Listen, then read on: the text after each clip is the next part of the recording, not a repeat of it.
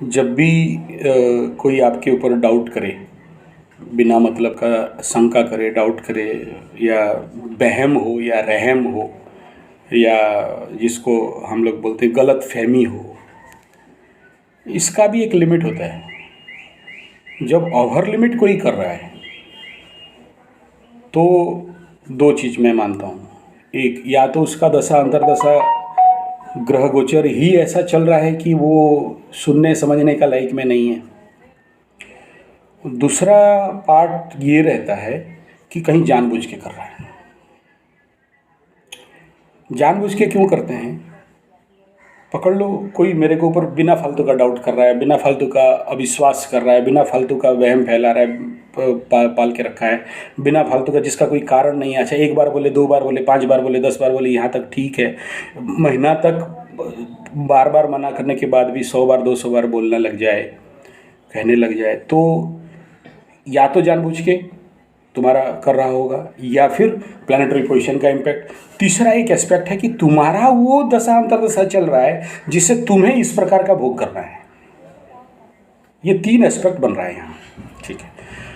अगर तुम्हारा दशा अंतर्दशा ऐसा चल रहा है कि लोग बिना फालतू का तुम्हारे ऊपर वहम करें, डाउट करें, शंका करें और तुम्हारे साथ गलत व्यवहार करें, तुम्हें बात ना करें, इस प्रकार का चल रहा है, तो वो तो तुम्हारा ड्यूटी है कि तुम अपने प्लानिटरी पोजीशन और ग्रहों का जो भी नेगेटिव एंड पॉजिटिव ऊर्जा एनर्जी है उसे तुम ठीक करो। ये तरीका मैं जो बता रहा हूँ या बताऊँगा आगे चल के। और दूसरा ये है कि दूसरा पार्ट ये है कि उसका प्लानिटरी पोजीशन का कोई प्रॉब्लम है जिसके लिए उसके अंदर इस प्रकार का मानसिकता बन रहा है, और वो जो भी रहम वहम डाउट अविश्वास कर रहा है, तो भी उसके लिए तुम्हारे पास रेमेडीज़ है, तुम कर सकते हो ताकि वो शांत हो। तीसरा पार्ट, अगर जानबूझ के कोई कर रहा है, ये पता चल जाएगा कि जानबूझ के कर रहा है, वो मतलब तुम्हें डिने करने के लिए, या अभी उसको बात नहीं करना है, या उसका पत्नी के साथ हो तो जैसे बोल रही हो कि वो वहाँ कहीं आने वाला है, जाने वाला है, और उसका बीवी है, तो बढ़िया है कि इसको इस जोन पे रख दो कि बात ही नहीं हो और कनेक्शन ही नहीं बनेगा, बात होगा तो ना समस्या है। तो ऐसे कंडीशन जहाँ पर हो रहा है तो उसमें किसी का इलाज नहीं है, एक ही इलाज है कि अगर वो इग्नोर कर रहा है तो तुम भी इग्नोर चालू करो। फ़ायदा नहीं है, कोशिश करके देख ले, फ़ायदा नहीं है, ठीक है। माने क्या है, अगर आप कोशिश करते हो नहीं आ रहा है, आप कोशिश करते हो आपसे बात नहीं हो रहा है, आप यही चाहते हो कि हमसे अच्छा से बात कर ले, एक बात बताओ, गलती हम कहाँ से मान लें? अपना गलती, उसका गलती, और उस गलती का इलाज क्या हो सकता है? एक बात बताओ, मैं अगर किसी से डर रहा हूँ तो क्यों डर रहा हूँ? मैं ऐसा कुछ सामने वाला क्या होगा जिसके लिए डर रहा हूँ?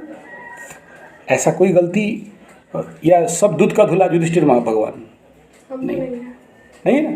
अच्छा, तुम्हारा कुंडली भी कह रहा है कि तू भी 30 मार खा है, तो ऐसा नहीं कि तू एकदम शांत भगवान बुद्ध, तुमसे कोई गलती नहीं हो सकता, तुम ऐसा कोई भी एक्टिविटी पास्ट में नहीं किए हो जिसके लिए वो डर रहा हो, जिसके लिए वो तुम्हें इग्नोर मार रहा हो।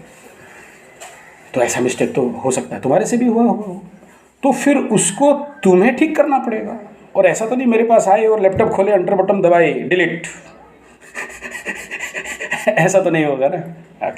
तो इस कंडीशन पे जो सबसे उपयोगी तरीका जो मैं सबको कहता हूँ, एक तो पहला, शांति मंत्र का उपयोग सबसे ज़्यादा शाम का टाइम हो या सुबह हो, सुबह उठते ही हो, कि शांति मंत्र का प्रयोग 5 मिनट बैठो, फिर बात करता हूँ, बैठ जाओ अंदर चेयर में बैठ जाओ, हाँ चप्पल चलेगा, यहाँ चप्पल का। तो वो जो शांति मंत्र का एप्लीकेशन है, अगर वो करती हो, उसके नाम पे पानी पकड़ो और उसका नाम गोत्र उच्चारण करके कि वो शांत हो और जो भी हमारा समस्या है वो समाधान हो, बात करें, ऐसा करके एक तरीका है। दूसरा, जो हाई पावरफुल कुछ मंत्राज हैं, लेकिन उनको जब तक आप सिद्धि नहीं करते वो ज़्यादा एप्लीकेबल नहीं होगा। लेकिन मेरे लाइफ में मैं देखा हूँ कि 7 बार मंत्र पे ही वो एक्टिवेट हो जाता है। लेकिन वो तो कोई भी प्रैक्टिस तुम्हारे पास है नहीं, तो मैं तुम्हें कैसे कहूँ? अच्छा, तुम्हारे लिए मैं कर दूँ, ये भी तो खतरा है मेरे लिए, ठीक है। तो अभी मेरे पास जो 1 2 3 सेटअप हुआ है, काउंसलिंग हुआ है, इसमें मैं तुम्हें इतना ही एडवाइस बार बार कर रहा हूँ और अभी कर रहा हूँ, अपने को शनि बाबा का बात मानना चालू कर दो कि भाई अभी हमें देखो, शनि वैराग्य का, आध्यात्म का, कर्माधीश, दंडाधीश शनिदेव, ये बेसिक है। तो तुम जब तक आध्यात्म मार्ग को बहुत ऑफिशियली नहीं एक्सेप्ट करते हो, तुम्हारे जीवन सुलझने वाला नहीं है, उलझने वाला ही है। और जो उलझा हुआ आदमी है, आप उसको कितना सुलझा हुआ रास्ता बता दो, वो नहीं समझने वाला। तो अपने को तो पहले सुलझाओ, ठीक है। एक और बेसिक मैं बताना चाहूँगा, जैसे मेरे को बहुत सारे बोलते सर आप एस्ट्रोलॉजी करते हो पैसा नहीं लेते हो, कहीं पूजा पाठ करते हो पैसा नहीं लेते हो, और कोई देता है ज़बरदस्ती तो बोलते हो ठाकुर जी के पास रख दो, वहाँ से ले लेंगे, नहीं तो आपका कोई फीस नहीं, कुछ नहीं। फिर चलता कैसा है? कई बार मीनी जी भी मेरे को बहुत बार पूछी है, मतलब यही फॉर्मूला है हम एस्ट्रोलॉजर्स में और आप में। कुछ चीज़ ना बैलेंसिंग वर्क होता है। आप सेकंड हाउस जहाँ से हम धन पैसा देखते हैं, मनी देखते हैं, उसका ठीक ऑल्टरनेट हाउस 8th हाउस है। मुझे अगर पैसा कमाना है तो 8th हाउस का काम करना है, एक्टिव कर देना है, तो पैसा अपने आप आएगा। जैसे कोई टीचर्स देख लेना, जो भी स्कूल का टीचर्स है, ये टीचर्स में कितना पैसा कमा लेंगे, लेकिन उनके पास जो बल्चअप मनी आ जाता है, वो पढ़ाते हैं तो दो एक्टिव गुरु जुपिटर उनका उस हाउस को एक्टिव करते हैं, और पैसा ऑटोमेटिक उसका ऑल्टरनेट प्लैनेट हाउस से पैसा रिकवरी हो जाता है। ऐसा ही कुछ ऐसा कर्म करते हैं जिसको सेल्फलेस वर्क कहा जाता है। बहुत सारे लोगों को जिसका बृहस्पति का कमजोर रहता है, मतलब मंदिर का सेवा करो, मंदिर में जाकर सेवा करो, या किसी ब्राह्मण या गरीब ब्राह्मण का सेवा करो, उसको जो बनता है उसको सहायता करो, देखो पैसा भी आ जाएगा और हस्बैंड भी आ जाएगा। ऐसे ही जिसका हस्बैंड हाउस में प्रॉब्लम है, that is 7th house, husband के साथ प्रॉब्लम चल रहा है, या हस्बैंड नहीं मिल रहा है, या उसका हस्बैंड कहीं और भाग गया, या इलीगल रिलेशन बना रहा है, या कुछ भी समस्या, जो भी 7th हाउस रिलेटेड समस्या है। एंड 7th हाउस अगर तुम्हारा डिस्टर्ब है तो नॉट ओनली हस्बैंड डिस्टर्बेंस रहेगा, तुम्हारा बिजनेस भी डिस्टर्ब रहेगा। तुम चाह के भी सबको सामूहिक बैलेंस नहीं कर सकते हो।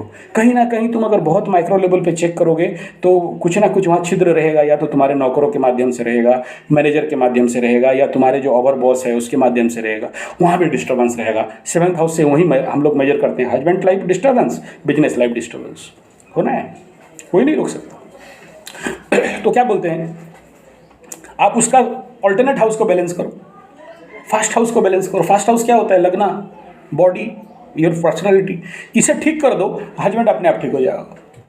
बार बार एक ही बात कहता हूँ, खुद को ठीक करो, वो अपने आप ठीक हो जाएगा। खुद ही को कर बुलंद इतना कि खुदा कहे बता तेरा रजा क्या है। बात करिए। हाँ, तो अपने पे फोकस करो, अपने को ठीक करो, अपने को सुलझाओ, 7th हाउस अपने आप सुलझ जाएगा, हस्बैंड मैटर अपने आप सॉल्व हो जाएगा। और अगर अपने को नहीं ध्यान दिए और बोलोगे नहीं हस्बैंड के पीछे उंगली करेंगे, होगा, कभी नहीं होगा, किसी का नहीं देखा हूँ, और ज़्यादा उलझेगा और ज़्यादा प्रोग्राम डिस्टर्ब हो जाएगा। इसलिए जो व्यक्ति जिसका भी मैरिज के लिए मेरे पास कई भी कुंडली लेके आते हैं, तो मैं उनको एक ही पे फोकस करता हूँ, आप फोकस योर सेल्फ। तुम देख लो 7th हाउस अपने आप बैलेंस लेगा, अपने आप वो घर ठीक हो जाएगा, क्योंकि ठीक उसका 180 डिग्री एकदम फ्रंट लाइन पे है।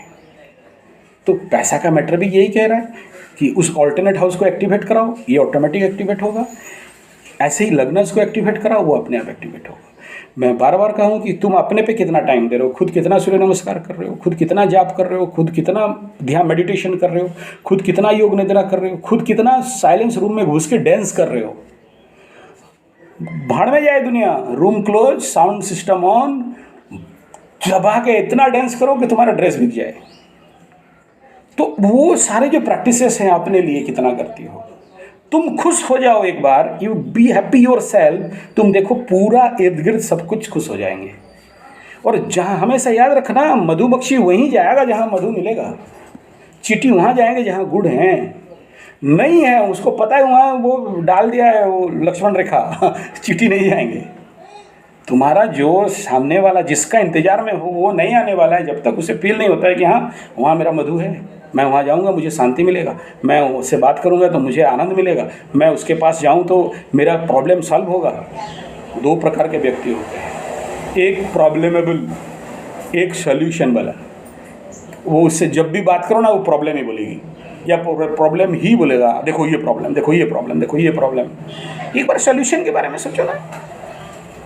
अब वो बन नहीं सकते, उसको बनने के लिए खुद को सुलझाना पड़ेगा कि उसके पास जाएंगे मेरा हर समस्या का समाधान रहेगा, मेरे को शांति लगेगा, मेरे को आनंद लगेगा, मेरे को सुख लगेगा, मैं ऑटोमेटिक वहाँ दौड़ूंगा ना भाई। मैं वहाँ जाऊँगा तो मेरा टेंशन में मेरे को कोई दिलासा दे, क्यों दौड़ के आते हो वहाँ से 20 किलोमीटर दूर से, कार में तेल जला के 500 रुपया का, बाइक में लेके इतना धूप में, तुम में एसी में बैठने वाले अमीर घर का लड़की मेरे पास आके झोपड़ा कुटिया में आके बैठे हो, कुछ मिल रहा है बोल के तो आ रहे हो ना। एटलीस्ट एक बात बता देता हूँ कि मेरे पास कोई भी बैठता है ना तो शांति उसको अनुभव होगा ही होगा। और मेरे लाइफ में ऐसे बहुत से आए हैं जो बोलते हैं गुरुजी कुछ मत करो, खाली हाथ थोड़ा सर पे रख दो, इतना कर दो। क्या इसमें मेरा कोई बहादुरी है? वो गॉड गिफ्टेड है। तो वो आप अपने अंदर उस चीज़ को क्रिएट करो, अपने पर्सनालिटी में उसको बनाओ, पहले अपने तरफ देखो, तब देखो ज़िंदगी में चेंजेस आ रहा है या नहीं। अपने और काम करोगे नहीं और बोलोगे कि कोई मेरे को ऐसा लैपटॉप ऑन करके ट्रैंग हो जाए, ये धरती ऐसा नहीं है, ये सच्चाई नहीं है, क्रूड ट्रुथ ये नहीं है। अपने पे फोकस करो और जितना दिन बोला हूँ इतना दिन में हो जाना चाहिए। ठीक है, इससे थोड़ा बात कर लेता हूँ फिर तुमसे।